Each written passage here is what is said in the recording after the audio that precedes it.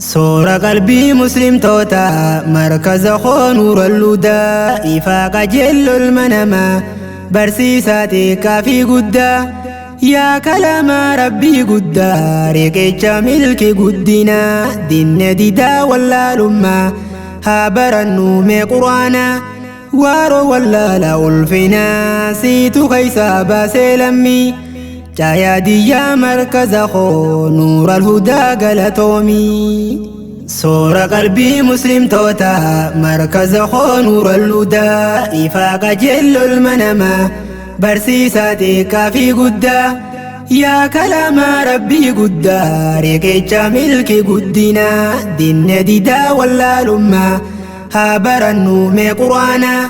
وارو ولا لألفنا سيتو خيسا باسلمي جايا ديا مركز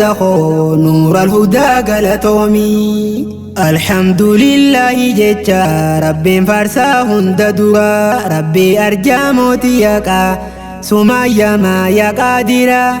نافت النسيسي نفددا إرقاتي يا سولتي نرى دوري سماتو نافتولشي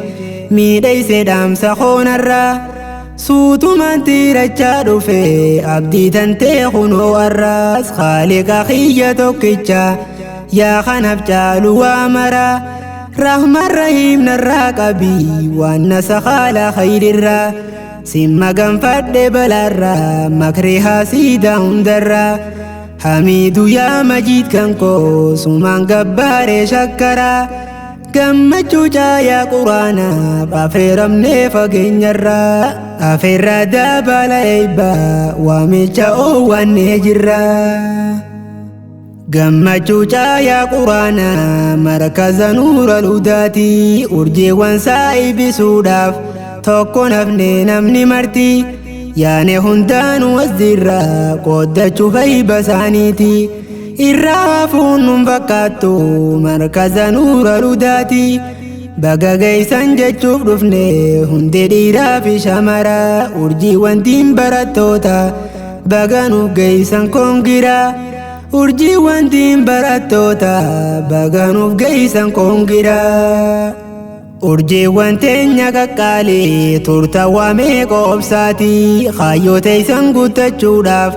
obsaan ofaattan qaraati lallaba adde madaamis na'am jecha owwaachaati sabbaruun baarachaa jirtan markaza keeysan keeysatti hedduu takka hujjiin teeysan wallaahi taatee raajiinutti olmaa keeysan gaarii olmaa hin fennu bar lakkooyneeti fayyaada yaa urjiiwwan too baga geeysan guyyaa kana guyyaa seenaa guyyaa guddaa dabala eeyba quraana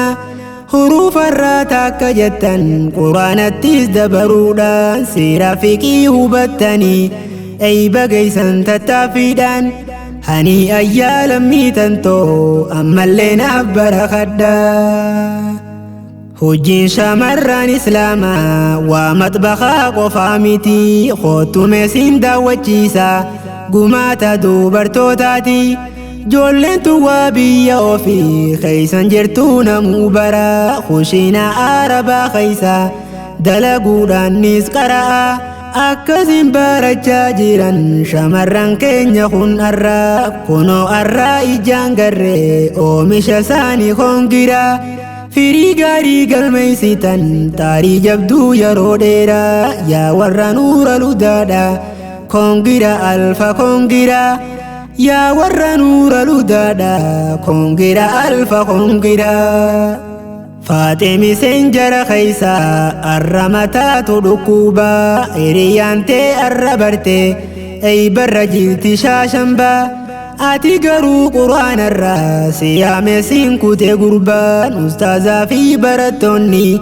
yeroo hedduu sin lallaba turanii kan jalaa didde sayyadadhuume arragaa maammado jaalabatacha kan kutte gaafa san fiiga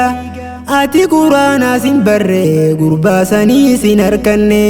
arraa booda akka holee markaza keeysa hin baane. soora qalbii yaa quraanaa kalaama rabbi jaliilu gaara beekumsaa fagoorraa mul'atu kan isaa tulluun daandii dabaa tokkoon qabne jecha rabbii koo qulqulluu furqaan seeraa rabbii guddaa daawwitii keessa filaallu ifaa aduu dukkaneessu hin jiru kan si madaalu